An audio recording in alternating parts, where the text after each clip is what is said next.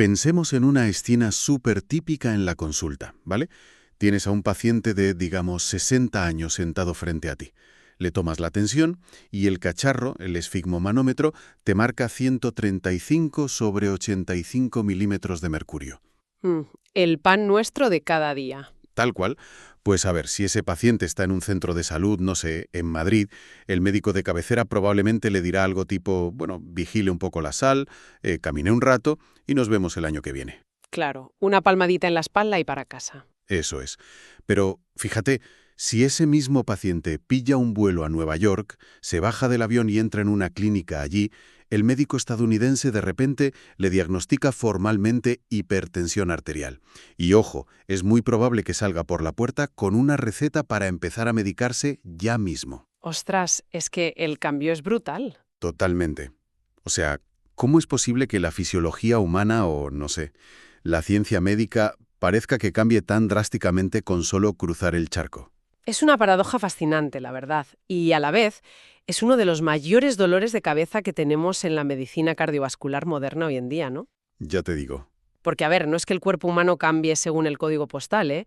Es que la filosofía, digamos, de cómo interpretamos el riesgo, pues ha estado súper fragmentada. Nos hemos encontrado con normativas que literalmente parece que hablan idiomas distintos. Y precisamente por eso queríamos meternos de lleno en este análisis profundo hoy. El objetivo es desglosar un poco, o más bien, entender a fondo este algoritmo clínico docente integrado para el manejo de la hipertensión arterial 2025-2026. Eso es. Lo que intentamos construir con este esquema, con este consenso, es pues, un esfuerzo bastante monumental por unificar 4 grandes corrientes. Porque claro, en la trinchera del día a día, de atención primaria, esto genera una disonancia cognitiva tremenda, ¿verdad? Tela. Sí, sí. Un jaleo importante. O sea, tenemos por un lado la normativa PRONAM y el PAI en México, luego la guía LASH 2024 para toda Latinoamérica, la famosa guía AHA de 2025 de Estados Unidos y encima las directrices de la Sociedad Europea de Cardiología, la SEC de 2024. Sí, sí, 4 pesos pesados. Y bueno, el propósito detrás de este algoritmo que diseñamos no es sumar una quinta opinión y liar más la madeja, ¿sabes? Claro, no queremos ser el quinto en discordia. Exacto. Lo que buscábamos era ofrecer una síntesis que fuera realmente accionable. O sea, crear una hoja de ruta definitiva, un marco de referencia que saque al profesional de esa especie de parálisis por análisis y unifique criterios. Todo parte de reconocer el problema raíz, que es ese dilema del diagnóstico frente a las distintas visiones. Vale, pues vamos a desglosar este dilema, que tiene miga. Si miramos la diapositiva 2, la postura de la AHA estadounidense, vemos una agresividad temprana que, la verdad, a muchos médicos les asusta un poco. Y tanto que asusta. Ellos cogen y trazan la línea roja en 130 sobre 80. O sea, a partir de ahí, ¡bam!, ya eres hipertenso. Y fomentan metas terapéuticas por debajo de 120 si el paciente lo tolera. A ver, hay una razón fisiopatológica muy, muy potente detrás de esta postura tan agresiva de los norteamericanos, ¿eh? Cuéntame. Pues que la presión arterial no es un interruptor binario de encendido y apagado. Es una fuerza mecánica constante. O sea, a 130 sobre 80, la pared interna de nuestras arterias, el endotelio, pues ya está sufriendo lo que llamamos estrés de cizallamiento. O sea, fricción pura y dura. Exacto. Una fricción continua que va provocando microlesiones. Entonces la AJA dice, mira, prefiero intervenir cuando el incendio es solo una chispa y así evito que ese endotelio sufra un daño estructural que luego sea irreversible, porque si no, acabas con una hipertrofia del ventrículo izquierdo o yo qué sé, perdiendo proteínas por el riñón. Claro, claro, tiene todo el sentido biológico. Pero luego nos vamos a la diapositiva 3 y miramos la realidad de los sistemas públicos en Latinoamérica, como el PRONAM en México. Ay, amigo, eso es otra historia. Totalmente. Allí la historia cambia porque el umbral sigue siendo el clásico, el de toda la vida, 140 sobre 90. Yo me imagino que bajar el umbral a 130 de la noche a la mañana, en un sistema como el Instituto Mexicano del Seguro Social, pues oye, supondría diagnosticar a millones de personas de golpe. Colapsas el sistema, directamente. Eso es, colapsas la atención primaria entera. Absolutamente. Y es que hay un componente de pragmatismo institucional, y legal también, que es ineludible. no puedes obviarlo. Y por otro lado, si cruzamos otra vez a Europa, la SEC, la guía europea, también mantiene ese 140/90. Pero fíjate, su justificación va más por el tema de la cautela. Por la población envejecida, ¿no? Eso es, el enfoque en la fragilidad, el evitar sobremedicar a los abuelos. Y bueno, en medio de todo este batiburrillo surge la guía latinoamericana, la LAS 2024, que nuestro algoritmo actúa como un puente estratégico perfecto, la verdad. ¿Por qué? O sea, ¿cómo logra ese equilibrio? Pues porque diagnostica con el umbral clásico, el 140/90, para no saturar los sistemas de salud, pero luego interviene con una intensidad clínica enorme en cuanto detecta riesgo. O sea, es como tener 4 directores de orquesta distintos, ¿sabes? La AHA es el director que te exige un ritmo frenético e implacable desde el minuto 1. La SEC es el que te pide pausa y cuidar los instrumentos más antiguos, digamos, los pacientes frágiles. Pero ONAM es la partitura legal estricta y LASH es el que adapta todo a la acústica real del continente. Oye, me encanta esa analogía, es tal cual. Y aquí es donde lo que estructuramos logra algo que, francamente, a mí me parece brillante, que es nuestra matriz maestra de comparación. La que resuelve la disonancia. Exacto. Resuelve el conflicto mental del médico alineando los umbrales diagnósticos con las metas terapéuticas.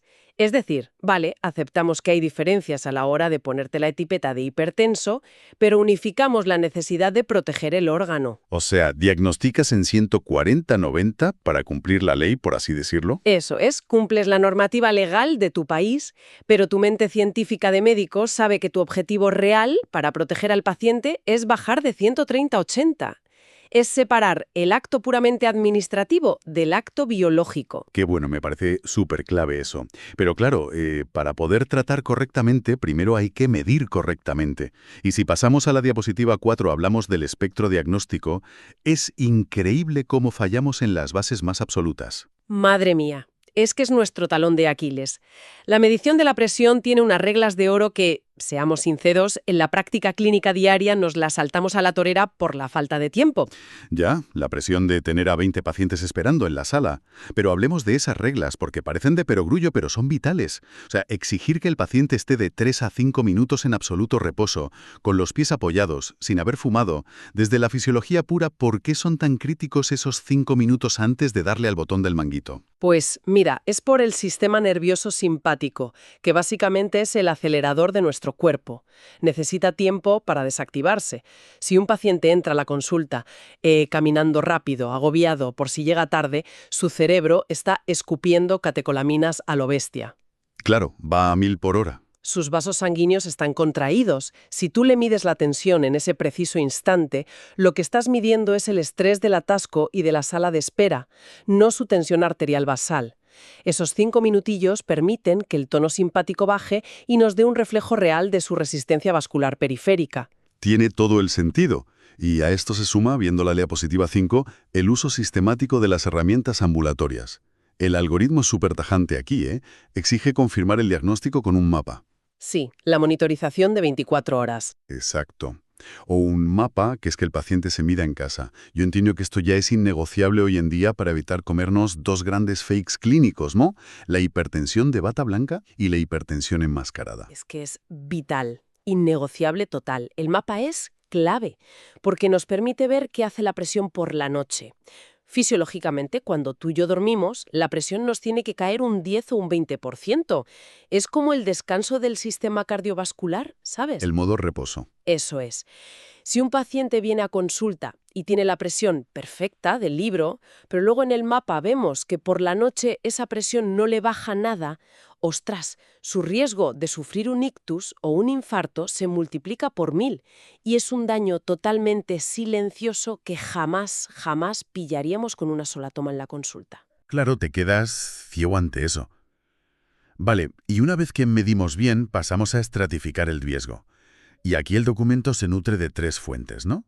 Lash nos dice, oye, mira el filtrado glomerular, a ver cómo van esos riñones. La SEC europea nos empuja a hacer un electro o una ecografía buscando daño estructural. Y luego llega la AJA y nos mete la calculadora Prevent. La calculadora Prevent es una herramienta interesantísima, de verdad, porque a diferencia de las antiguas, mete variables muchísimo más precisas. cosas de salud metabólica, función renal, el riesgo a 10 años. O sea, te da la foto completa del paciente, no solo el numerito de la tensión. Sí, pero, a ver, aquí tengo que meter el dedo en la llaga.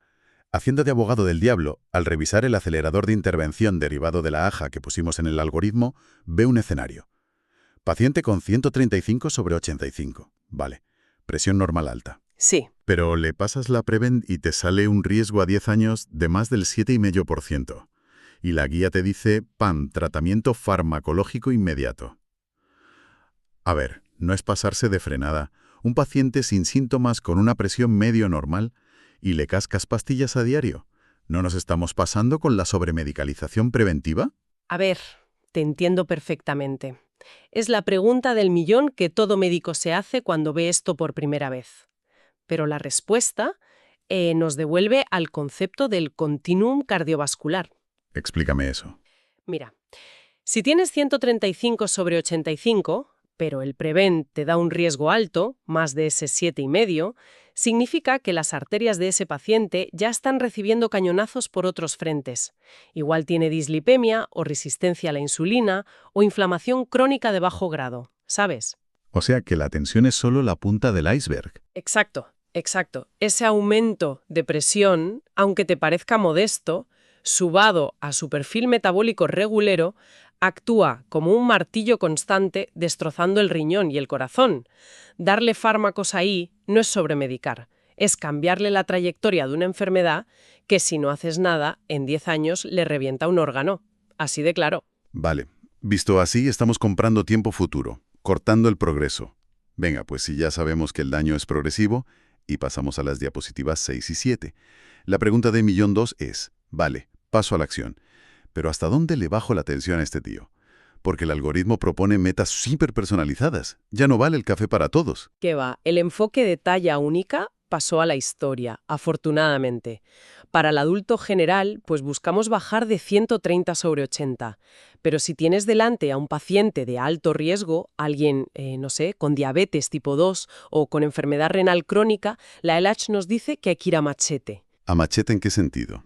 En que tienes que buscar menos de 125 sobre 70. Siempre, ojo, siempre que no te haga hipotensión.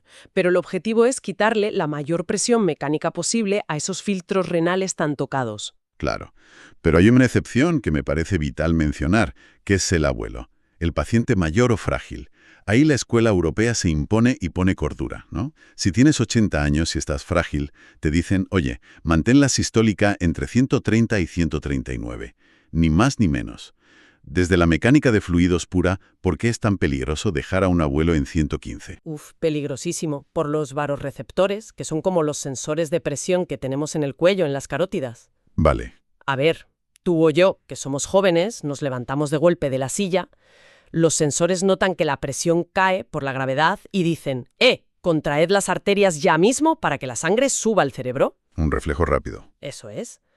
Pero en un anciano frágil, estos sensores están, pues, desgastados o calcificados directamente. Si encima tú vas y le bajas la presión artificialmente con pastillas a 115, cuando el pobre hombre se levanta de la silla, la sangre simplemente no le llega a la cabeza. Y ahí viene el síncope. Claro, hipotensión ortostática de manual.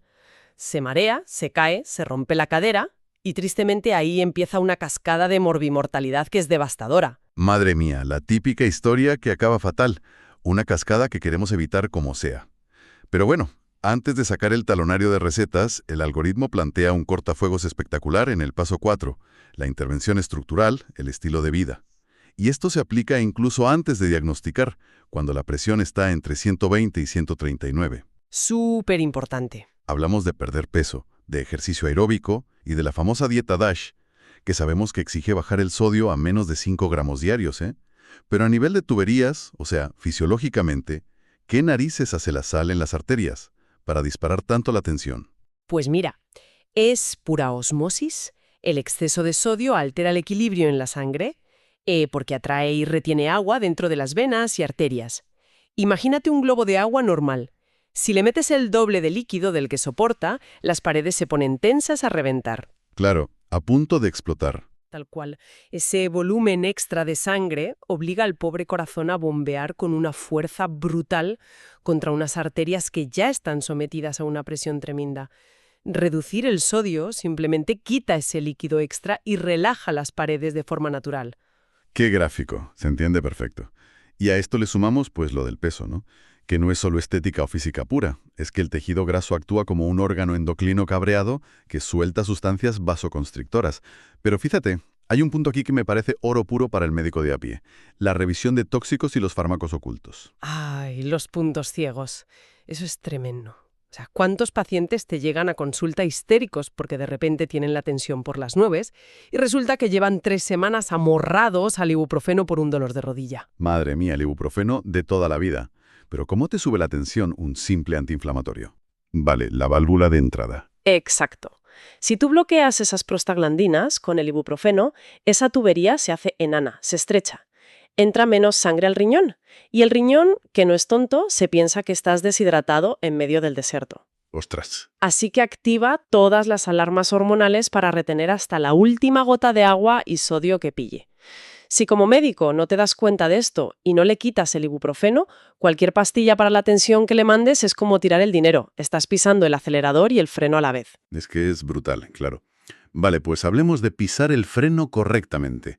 Cuando ya el brócoli y salir a andar no bastan, pasamos al arsenal farmacológico. Diapositivas 8 y 9. Y aquí no prescribimos a lo loco por costumbre, sino que la decisión te la marca la comorbilidad del paciente en lo que llamamos el routine box. Eso es, un diagrama de flujo clarísimo. La base suelen ser los IECAs o los arados, ¿no? El bloqueo del sistema remina-angiotensina. Sí, son los reyes. Básicamente porque bloquean esa cascada hormonal que te acaba produciendo angiotensina 2, que es uno de los vasoconstrictores más bestias que tenemos en el cuerpo. Pero ojo, casi nunca trabajan solos. Claro, ahí entran las combinaciones. Exacto. Si el paciente encima tiene, digamos, insuficiencia cardíaca, pues el algoritmo te mete fármacos más novedosos como los inhibidores de SGLT2. Que es curioso porque nacieron para la diabetes, para mear el azúcar y el sodio, literalmente. Sí, un efecto secundario que resultó ser magia. Total, han demostrado ser unas máquinas protegiendo el riñón y descongestionando el corazón. Vale, hasta aquí todo suena fenomenal de libro. Pero voy a ir al punto donde estoy seguro que los médicos más van a arquear la ceja con este algoritmo. El mandato de Lash y AHA sobre la terapia dual inicial. El gran cambio de paradigma, sí. Nos dicen que si tienes hipertensión grado 2 o grado 1 con alto riesgo, se acabó eso de empezar con una pastillita floja a ver qué pasa en 3 meses y luego ya si eso sumamos otra. Te exigen entrar con 2 fármacos a la vez desde el día 1. A ver, seamos realistas. Si a un tío que no le duele nada le dices que se tome 2 bombas químicas de golpe, no le vas a asustar. Y a nivel presupuestario, no estamos arruinando la farmacia pública. A ver, es un escepticismo súper común y súper válido. Yo misma lo pensé al principio. Pero luego miras la realidad epidemiológica, sobre todo en Latinoamérica o en España, y te da un baño de humildad tremendo. ¿Los datos son tan malos? Malísimos. Los datos nos gritan que la monoterapia, la pastillita suave, fracasa rotundamente en llevar a la mayoría de la gente a la meta de 130-80. Pero el verdadero drama, el monstruo final, es la adherencia. Si a un paciente asintomático le das 3 cajitas de pastillas distintas, a los 6 meses ha mandado el tratamiento a paseo. Pasa olímpicamente. Claro.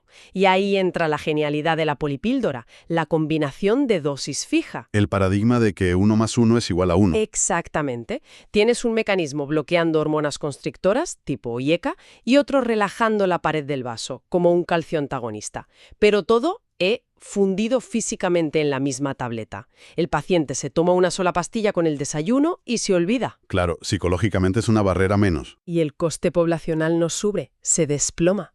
Porque al cumplir el tratamiento, previenes que ese señor acabe con un infarto, en la UCI o necesitando diálisis 3 días a la semana, que es lo que de verdad arruina a cualquier ministerio de sanidad. Es que es una matemática clínica impepinable. Pero bueno, la biología a veces hace lo que le da la gana, ¿no? Y hay pacientes que no responden. Entonces, el algoritmo nos lleva al paso 7, el seguimiento y las complicaciones, en las diapositivas 10 a 12. Reevaluamos a las 2 o 4 semanas. Subimos dosis. Cuando decimos, vale, esto es una hipertensión resistente de verdad. Pues mira, le ponemos la etiqueta de genuinamente resistente cuando la presión no baja del umbral a pesar de llevar 3 fármacos distintos a dosis máxima tolerada. Y ojo al dato, uno de esos 3 tiene que ser obligatoriamente un diurético. Para descartar que sea solo que está encharcado de líquido. Exacto. Pero antes de soltar el diagnóstico de resistente, hay que hacer de detective y descartar la falsa resistencia. Que no se esté saltando las pastillas, que no tenga el síndrome de bata blanca en consulta, que no se esté atiborrando a antiinflamatorios a escondidas o que tenga apneas del sueño sin diagnosticar. Vale. ¿Y si descartamos todo eso y resulta que es resistente de verdad? ¿Cuál es el as en la manga? Pues la bala de plata que nos marca el algoritmo es añadir espironolactona. Siempre, vigilando el potasio en sangre de cerca, claro. Porque este fármaco bloquea la aldosterona, que es una hormona que se pone súper rebelde reteniendo líquidos. Funciona de maravilla. Buen apunte. Pero hay un escenario peor, ¿no? Cuando el tiempo vuela, un paciente llega por la puerta de urgencias sudando con unos números estratosféricos.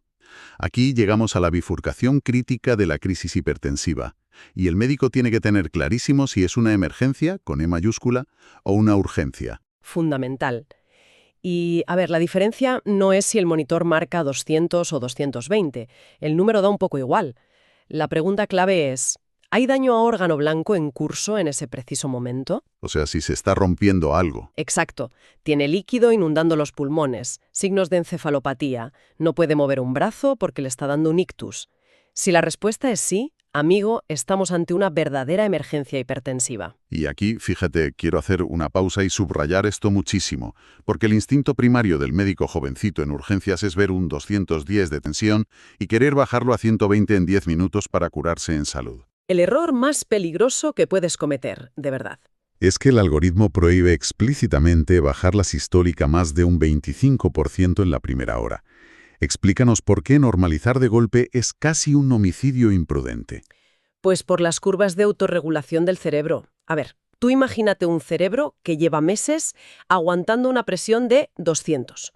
Sus vasitos sanguíneos se han vuelto súper gordos y están apretados al máximo, súper contraídos, para que esa avalancha de presión no reviente los capilares del tejido cerebral. O sea, se ha acostumbrado a vivir bajo mucha presión. Eso es, se ha adaptado. Si tú llegas con tu vía intravenosa y le pegas un bajón repentino a 120, esos vasos tan rígidos no tienen tiempo físico de relajarse y abrirse. ¿Qué pasa? Que la sangre literalmente deja de fluir hacia el cerebro. Ostras. Tú querías salvarle de un derrame cerebral por la presión alta y terminas provocándole un infarto isquémico masivo por falta de riego. Así de dramático. Por eso en urgencias la palabra clave es contención. Reducir con mucho mimo. Reducir controladamente salva el órgano, clarísimo.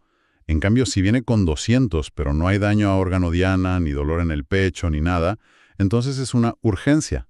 Y ahí, pues le bajas la tensión poquito a poco, con pastillas, a lo largo de horas o días, y le tratas la ansiedad o el dolor que probablemente se la haya disparado. Exactamente. Vale, pues todo este bloque teórico que hemos estado desmenuzando brilla de verdad cuando lo ponemos a prueba en la clínica real, en las diapositivas 13 a 15. Vamos a ver cómo responde el esquema ante 3 pacientes supertípicos. Empieza tú con el primero. Venga. Escenario 1. El paciente metabólico. Señor de 55 años, diabético tipo 2 y que te marca 145/90. Según el algoritmo, aquí no podemos ser tibios. Terapia dual inmediata, preferiblemente con un YECA o ARA2 para blindarle el riñón, y nos marcamos una metadura de menos de 130/80 para frenar el daño cruzado del azúcar y la tensión. Pim pam, directo al grano. Contraste absoluto con el escenario 2. El paciente frágil. Señora de 70 años, que ya tuvo un ictus leve, tiene poquita masa muscular y entra con 160/100. Aquí el algoritmo nos frena en seco. Cuidado ahí. Exacto, nos dicta un inicio súper cauteloso con las pastillas. Nos ponemos de meta dejarla entre 130 y 139. Le bajamos el riesgo, claro, pero nuestra prioridad absoluta es que no se maree al levantarse y se rompa la cadera. Tal cual. Y el tercer escenario es la alerta visual. Te entra un chaval joven con un dolor de cabeza que se muere. Tensión de 180/110. Le miras el fondo de ojo y ves edema de papila o hemorragias en la retina. Bandera roja gigante. Gigante. Ver el nervio óptico sufriendo en directo por la presión intracraneal significa que es una emergencia de libro. Se activa el protocolo. Derivación directa, medicación intravenosa y bajada lenta, ese 25% máximo que decíamos. Qué maravilla de claridad. Entonces, cuando damos un paso atrás y miramos este mapa de navegación completo, nos queda una síntesis conceptual que sinceramente los médicos se deberían tatuar. Lo hemos bautizado en el documento como la regla de oro latinoamericana. Y es así de simple. Diagnostica con la norma legal, pero trata con la evidencia científica. Me parece brillante. O sea, usas el 1490 para rellenar los papeles y no hundir el sistema, pero a la hora de la verdad proteges el endotelio buscando menos de 130-80 con una terapia dual templanita. Es que reconcilia lo administrativo con lo biológico y ético, ¿verdad? Totalmente. Es un mapa táctico que te saca de dudas en segundos, en medio de la vorágine de la consulta. Y que de paso prolonga años de vida sana. Pero bueno, habiendo construido este pedazo de algoritmo, quiero lanzarte una reflexión final así, para dejarnos pensando. Porque hoy la polipíldora y las calculadoras como Prevent son lo más de lo más. Están estandarizando el éxito. Pero la tecnología va que vuela, ¿eh? Buf, es un horizonte súper disruptivo. Claro, la IA predictiva ya está aquí. Yo muchas veces me pregunto, ¿cuánto tiempo le queda a este algoritmo tal y como lo hemos parido? Con la integración que viene de la inteligencia artificial en los historiales clínicos, la genómica de precisión, o yo qué sé, biosensores en el reloj que te midan la hemodinámica al segundo. ¿Tú crees que llegará un punto en esta década donde apretarle el brazo a un señor con un manguito sea una pieza de museo? Es que, piénsalo, nos mandará un aviso el algoritmo de IA al móvil diciendo que hay que intervenir el endotelio de fulanito 5 años antes de que la presión siquiera empiece a subir en la gráfica. ¡Ostras! Es una perspectiva sobrecogedora. Desde luego que sí, cambia todo el tablero de juego de la cardiología. Pero bueno, hasta que llegue esa era de ciencia ficción y despeje las aguas, seguiremos necesitando mapas robustos como este algoritmo 2025-2026. Sin duda alguna. Pues con esta reflexión cerramos nuestro análisis profundo de hoy. Un placer como siempre.